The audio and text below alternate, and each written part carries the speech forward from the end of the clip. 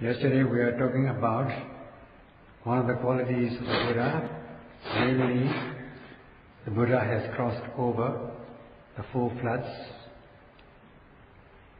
crossing from this side, this side of samsara to the other shore by himself, and he teaches the Dhamma to all beings with compassionate feeling for the crossing over of these four floods. In Bali, Tinna Sobhagava Taranaya Dhammanti Seti. And when we're discussing these four floods, Oga, we touched on the first three floods. Today we shall discuss about the last and the fourth flood, namely the flood of ignorance, avijja, oga or vijoga, both from the theoretical and practical aspect. Oga is given as the swift flowing flood in the sense of sweeping the beings away into the ocean of becoming, and in the sense of being hard to cross. Once one is overcome by these floods, one is bound to drown in these four floods. They can drown you and kill you. And out of these four floods, the flood of ignorance, avijja, oga or vijoga, is most serious in sweeping away into the ocean of becoming. Now, as regards this word, expression, avijja, it is the opposite of vijja. In the case of vijja, it means knowing the true nature of things, not knowing wrongly, but knowing the truth without any mistake. So in the case of avijja, which is the reverse of vijja, it means not knowing the truth and knowing wrongly. Such is given as avijja, ignorance. Avijja means not knowing the truth. What are the things which are not known?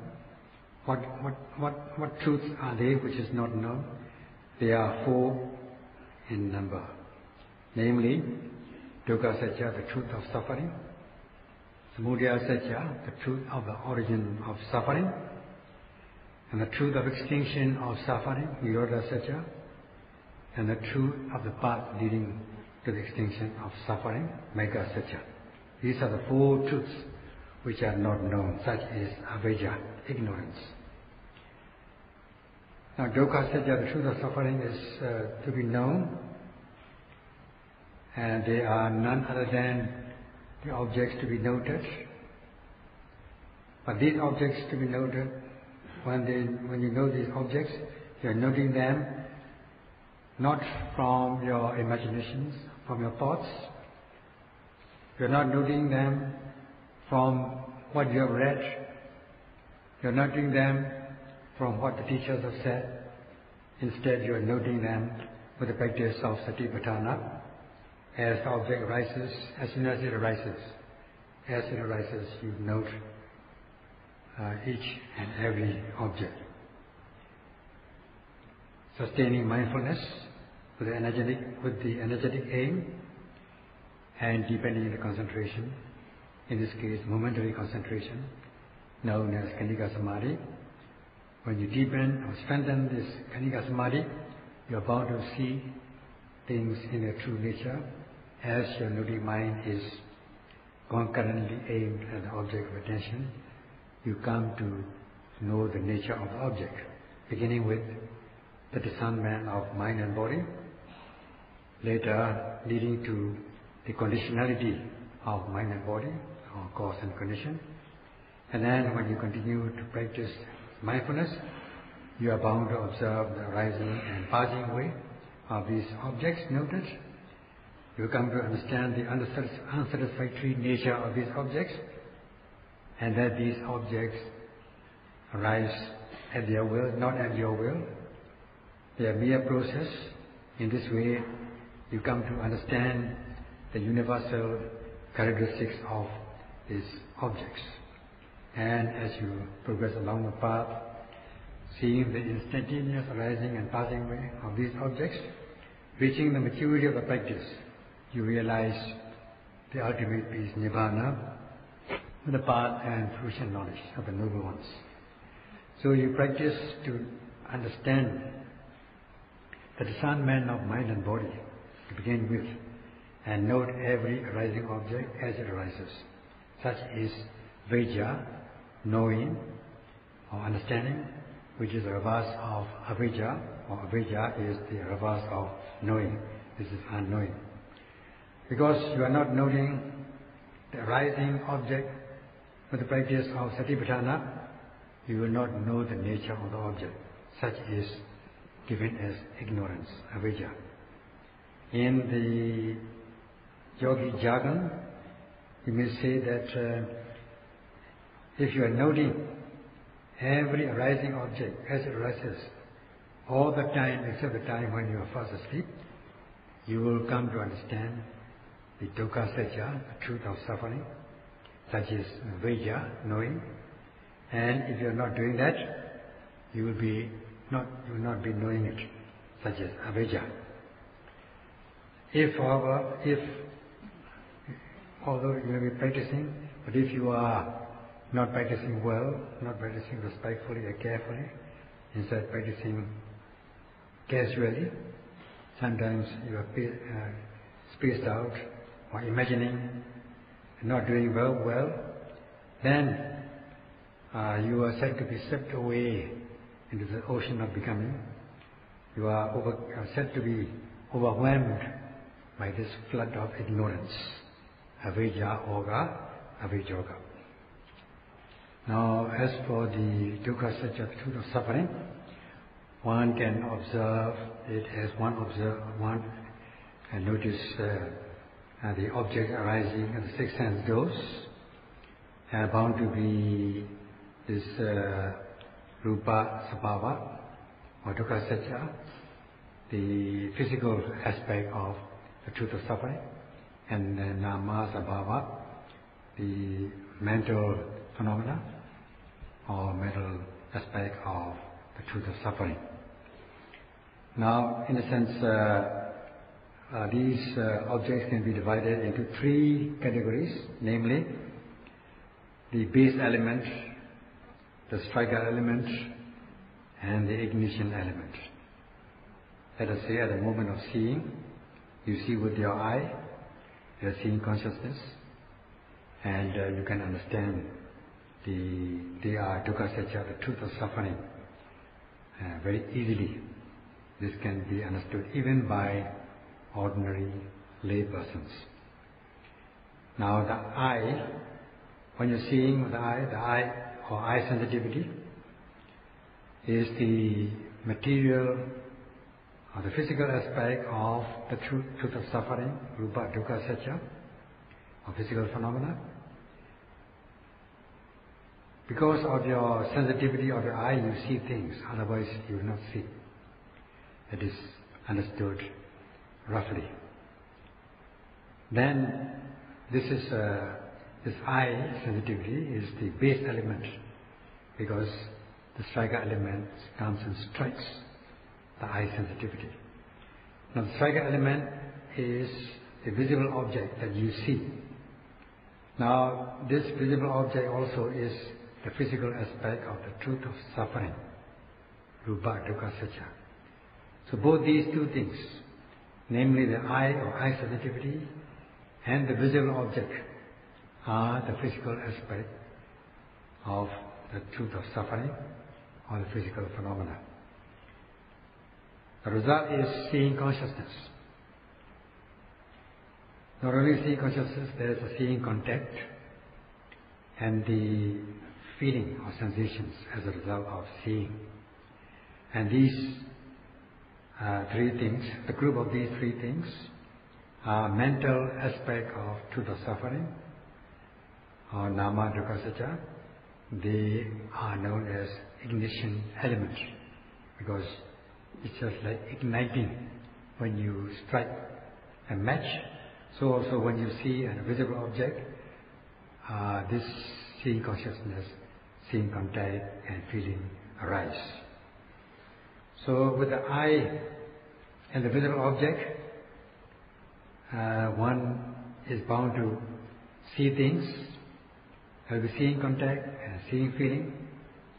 The contact, consciousness, contact and the feeling are the mental aspect of the truth of suffering. So at the moment of seeing, the two things, namely the eye and the visible object, are the physical aspect of the truth of suffering. The eye is the base element in terms of element, and the visible object is the striker element, which strikes the eye sensitivity. And then the resultant seeing consciousness, contact and feeling are the mental aspect of truth of suffering, and they are known as ignition element. The same thing with hearing. When you hear something, the ear, there is the ear and the sound, and the hearing, consciousness, contact and feeling. The ear and the sound are the physical aspect of the truth of suffering, and the hearing consciousness, hearing contact and feeling as a result of hearing are the mental aspect of the truth of suffering. These things are very obvious at the moment of hearing a sound. It is quite understandable. So too with other sense impressions, namely smelling, tasting, touching and thinking. There are these respective truth of suffering which will arise, and all these things are the truth of suffering. To know that, to find out whether they are the truth of suffering, you can just imagine. When you hear a sound, if the sound is undesirable, of course it is quite obvious that it amounts to suffering or it causes suffering. Even if you like it, it won't last long. And if this desirable sound is being heard all the time, you get fed up with it and you don't want to hear it anymore. So it is quite obvious that they are the truth of suffering. So at the very moment of hearing or seeing, tasting, touching, these truth of suffering arise. And those who are not free from this truth of suffering are said to be tortured or tormented by these objects. Hence, they are known as the truth of suffering, dukkha satya. There's a saying, this dukkha satya is to be understood, fully understood with the saying dukkham parenyayam. This suffering is to be fully understood. Only when you look or note will you know or understand the truth of suffering. If you are not mindful, you will not understand or know the truth of suffering. Noting means noting with the method of the practice of satipatthana, the way of mindfulness. If you are not noting, then you will not be knowing the truth of suffering as it is, because although it arises, you are not knowing it as the truth of suffering. The truth of suffering as the base element as truth of suffering, and in this case the eye or the ear, the striker element, you will not know the striker element as the truth of suffering. In this case, the visible object or the sound, as the case may be, and the ignition element, the seeing consciousness and so on, or hearing consciousness and so on, which are the truth of suffering. And not knowing them is avijja, ignorance. Let us say when you are striking a match, where does the flame come from? You may say just casually, or the flame comes from the stick. Actually, just the stick will not produce any flame. You have to strike the matchbox, which has the nitrate on the side of the matchbox, and when you strike only, there will be ignition. The flame will ignite. So do with these elements. When you have base element and striker element striking the base element, there will arise this ignition element. And do they exist in this original state? The answer is no. One has got to strike, just like a matchbox. Only when you strike the base element, there will be this ignition element. Hence, they are conditioned things. One has got to come into contact with another one to produce the third one. In this way, the base element, the strike element are the physical intrinsic nature, and there's no self or soul. They are neither self or soul, nor their self or soul is in them. And ignition, as for the ignition element, it is just again the mental aspect of the intrinsic nature, and there is no self or soul in it, neither is it self or soul, atta. Because they happen only when they are conditioned. So what are they? If they are not atta or self or soul, what are they? They are just sabhava, intrinsic nature, or just the process. And this is the truth of suffering, dukkha satya. If one is not mindful at the very moment of arising, one will not be aware of the truth of suffering. Hence, one is tantamount to become ignorant. It is avijja. Not only not knowing the truth, they will be knowing wrongly. Not only that you understand as truth of suffering, you may take it as it is something pleasurable, going to the opposite sense, reverse sense. The Buddha preaches that they are all the truth of suffering, dukkha satya, but if you are not mindful and not knowing the truth, you may say they are not the truth of suffering. So you are taking them as an opposite sense, that they are pleasurable. Such is avijja. Not knowing the truth, knowing wrongly. So if you are not seeing the truth at the moment of seeing or hearing, so on, it is avijja, ignorant, avijja. So do in the case of hearing, tasting, touching, bending, stretching, lying, walking, lifting, moving, placing, and so on. If you are not mindful at the very moment of these arising objects, then you are said to be ignorant or overcome by ignorance, avijja. Two kinds of avijja, not knowing the truth, knowing wrongly. Hence, you are said to be swept away by the flood of the ocean of becoming, and so that you drown in them.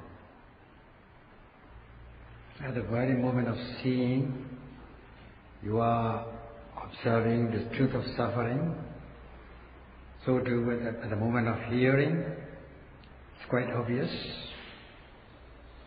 You observe this truth of suffering. But not to observe them by dissecting, like, or so and so is base element, or so and so is striker element, or so and so is ignition element. That will be tantamount to conceptualization and intellectualization. You just put them all together and just note them as, when you hear something, just note as hearing. When you see something, you note as hearing, seeing, and so on, without trying to analyze which is base or which is striker or which is ignition. You just note the three things all together and observe it as seeing, hearing, and so on.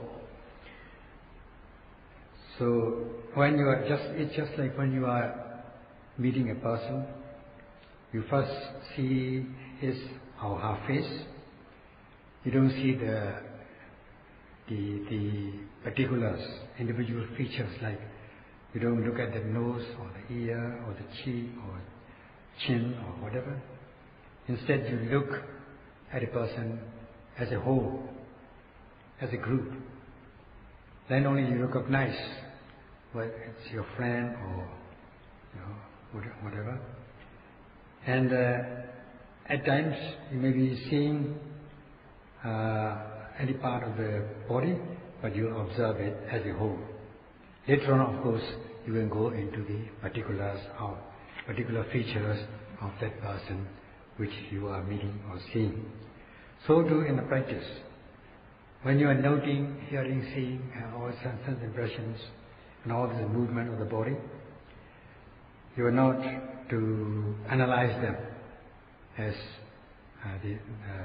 which is base or which is striker and so on. Just note them as a whole, like in a composite manner, like hearing, seeing, and so forth.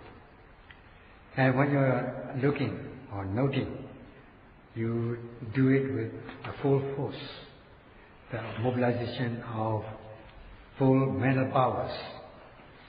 Now, you're noting you're noting an object to be noted. You note it with two mental powers, with the application of two mental powers.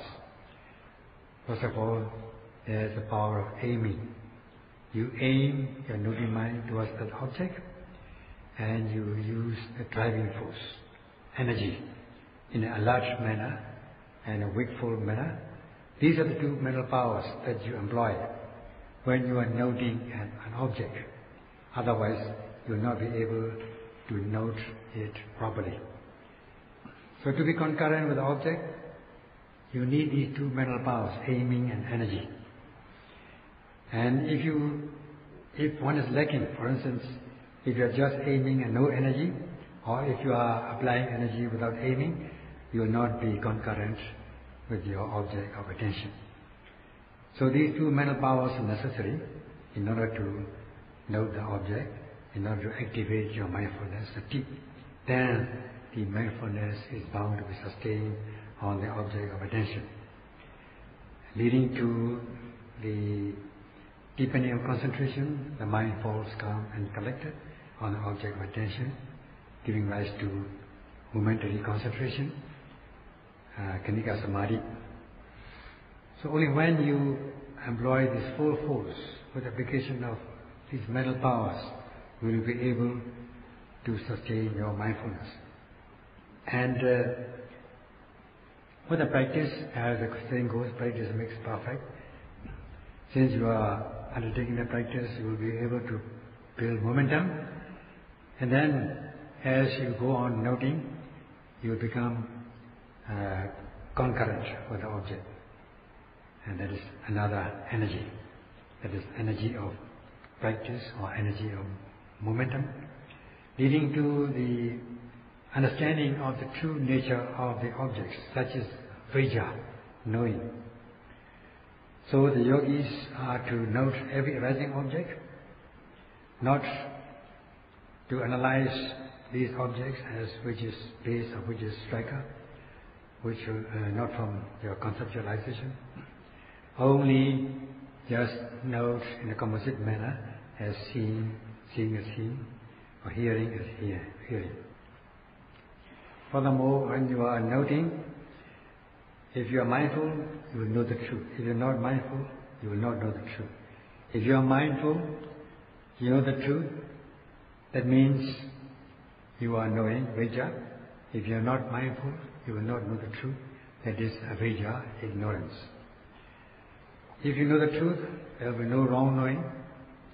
But if you do not know the truth, there will be wrong knowledge.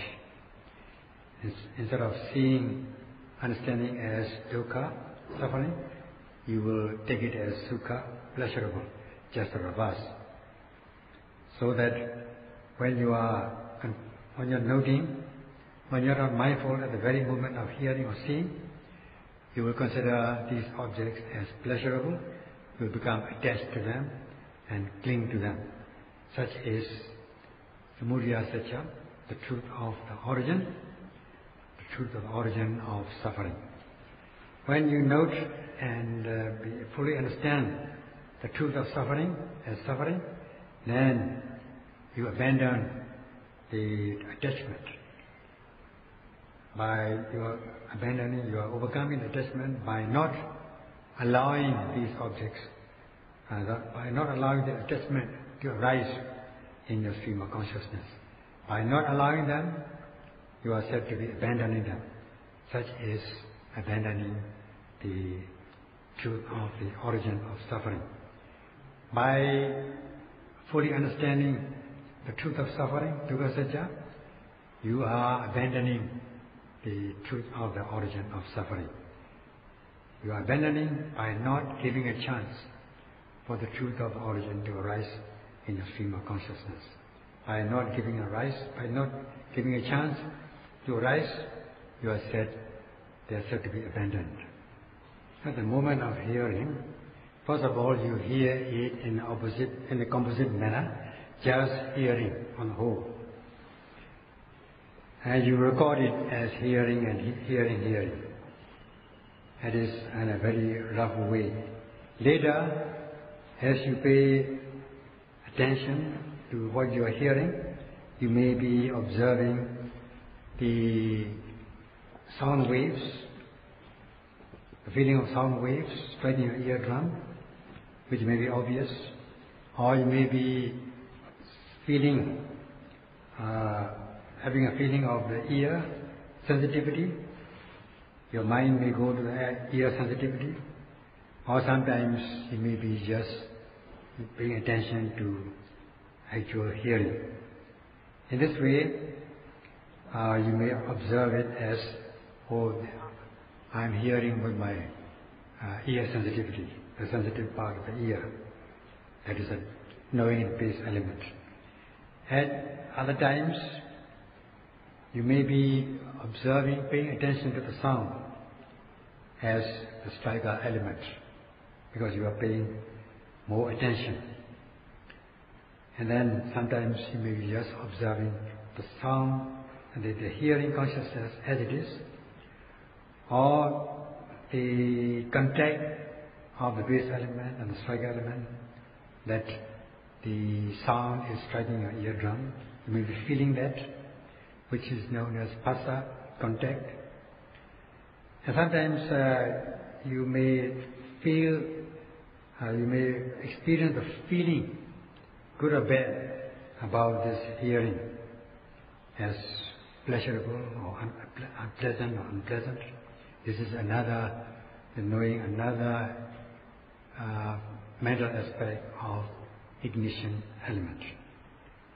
So when you note as in a composite manner. Later on, you may be observing with as you build up momentum in the course of experience, you may be observing these things one by one, depending on whether you notice that when you are noting as hearing or hearing. In this way, you are knowing the truth of suffering at the moment, noting at the very moment of the sense impressions, in this case hearing. You are said to be crossing over the flood of ignorance, the ordinary unknowing. You are said to be crossing over this flood of ignorance. And since you are knowing the truth, you are not overcome by unknowing, knowing wrongly. You are not knowing wrongly. You are knowing the truth. You are said to be crossing over this flood of ignorance also, because you know the truth. You know the true nature of the objects. There's no attachment to these objects. It is quite obvious. And there's no clinging to them. You are free of attachment. Hence, you are said to be crossing over the flood of sense desire, kamoga, kama-oga. And since you are knowing these elements as base and base element, ignition element, and so on, they are only elements. There's no self or soul in them, neither are they self or soul. Hence, they are not individual self or individual soul. They are mere elements, and hence, if no wrong views, you are said to be crossing over the flood of wrong views, Ditti Oga or Dittoga. In this way, by just crossing over this Avijja Oga, the flood of ignorance, you are crossing over these two other floods, namely the flood of sense desire and the flood of wrong view at the same time. Later, you are free from attachments, there's no clinging to desirable objects and so on. You are said to be crossing over the flood of existence or attachment to existence, of Oga or Bhava Oga. So as for now, you are crossing over these three floods at the same time. So as for the Buddha, with the practice of insight, knowledge, he was able to cross over. With the realization of the path consciousness, stage by stage, he was able to cross over these four floods. Hence, he is not swept away by this ocean of becoming. Hence, his name is Tinna. Because the Buddha has crossed over by himself and has become Tinna, he wanted the beings to cross over as well, so he teaches his sublime Dhamma with compassionate feeling for the crossing over of these floods. So what we are practicing now are the methods to cross over the four floods. That's all for today.